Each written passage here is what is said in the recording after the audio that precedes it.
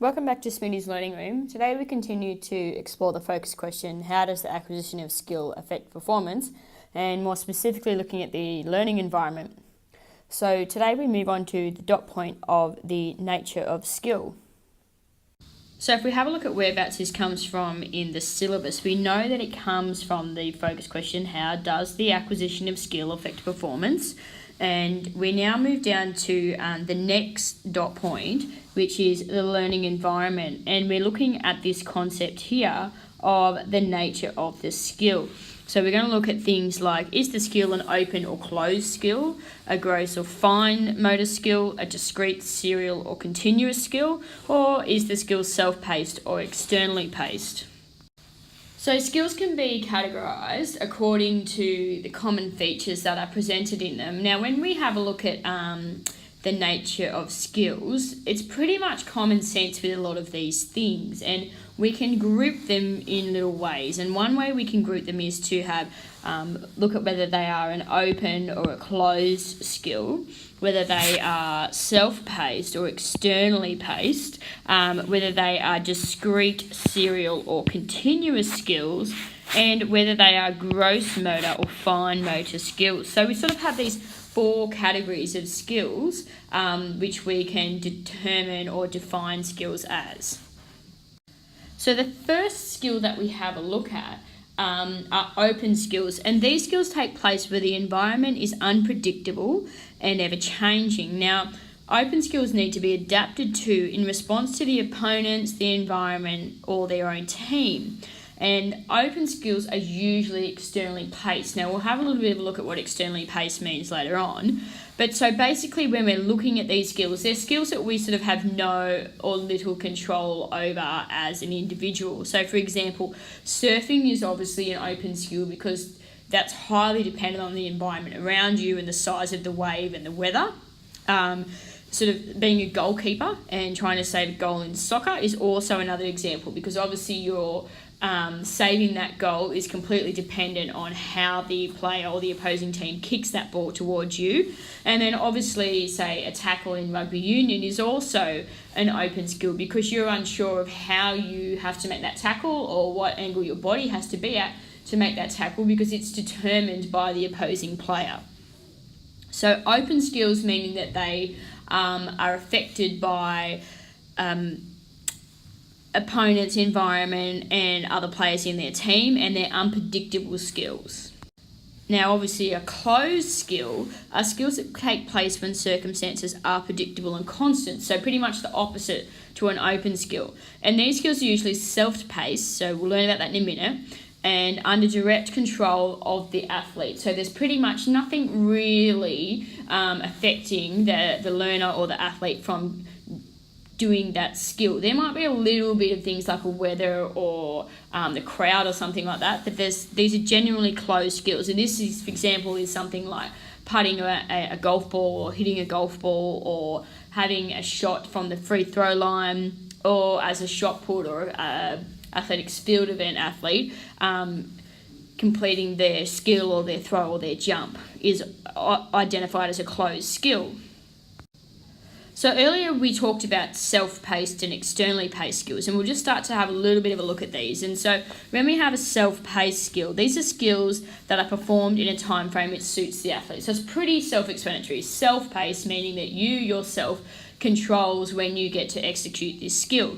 For example, like a bowler in cricket, someone perhaps doing a bowl in 10-pin bowling or lawn bowls, or even putting a golf ball. So you get to choose when you can actually execute those skills. Now, sometimes these might be within a set time frame according to the rules of the game, but you actually get to choose when to start and finish that skill.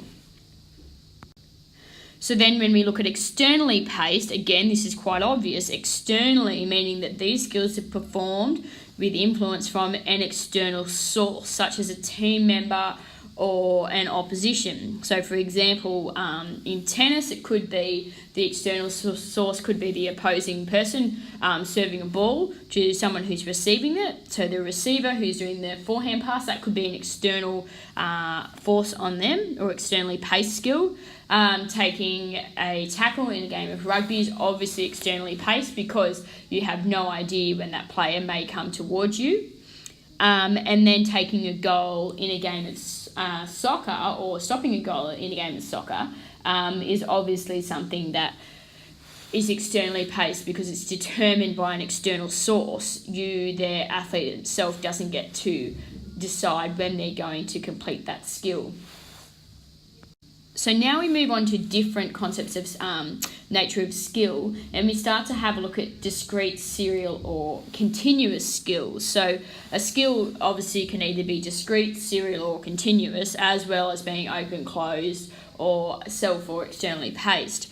Now, discrete skills are identified by having a clear beginning and end to a skill, and these skills are usually of short duration. So basically, where you can see something that clearly starts and finishes. So for example, a forehand shot on a tennis can start at one point and finish at another point. You can see the start and end of it. The same with a golf drive or a golf putt. You can see the start and the end of the skill. Now, serial skills require the combination of a number of smaller, almost discrete skills into a whole skill. So for example, a big skill or a big movement which might require the body to do lots of little smaller movements within it to be able to execute the skill. So for example, a rugby tackle, because the player may have to sort of do a little bit of running first, then do a bit of a dodge and go in for the tackle with the arms and follow through the body, making it a serial skill because it's sort of broken down into lots of other discrete skills. Another example of this could be a gymnastics routine, such as the beam or even the rings or something like that. And the final skill in this category is a continuous skill. Now, these skills have no clear beginning or end. So unlike, say, a tennis hit or a football kick or something like that, these skills just continuous, they keep going. It's not that they never stop ever. It's just that they're something that's continually going round and round. So for example, someone who is rowing, so the skill of rowing is something where the athlete continues to go around, the same as a runner on a running track, or even just a runner in general, or a swimmer. So swimming, running, rowing, skipping, they're continuous skills. They're skills that the athlete has to continue to use or to apply to be able to perform. So the final sort of set of skills that we look at are gross motor and fine motor skills. And again, these are pretty self-explanatory. So gross motor meaning gross being big, motor being obviously moving. And so gross motor skills therefore use the movements that involve large muscle groups in order to execute skills. So things like running and swimming obviously requires the larger muscles in the body to perform these skills.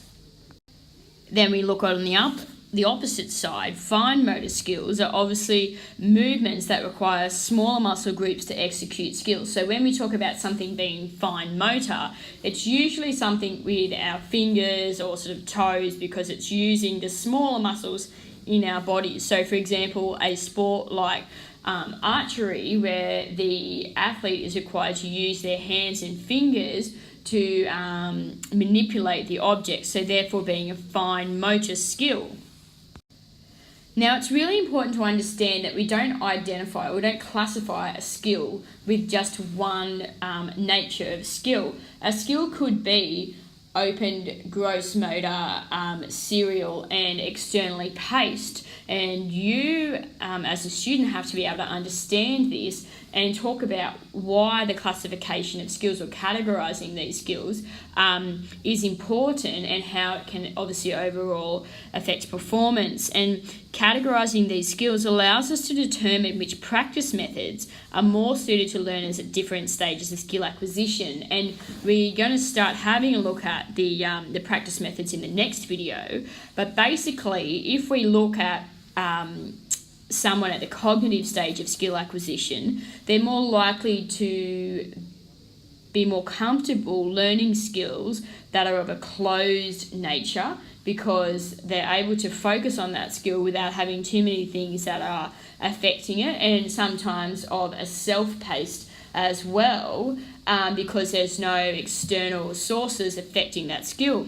As you move to the associative stage, they're more likely to sort of have closed skills which are developing towards open skills or externally paced, depending on how well the athlete is coping. And then when we move to the autonomous stage of skill acquisition, these athletes are usually able to complete open skills, which are either gross or fine motor, discrete, serial, or continuous, and whether they are self or externally paced. So depending on what level of skill acquisition the learner is at will also depend on the nature of skills that they're able to execute.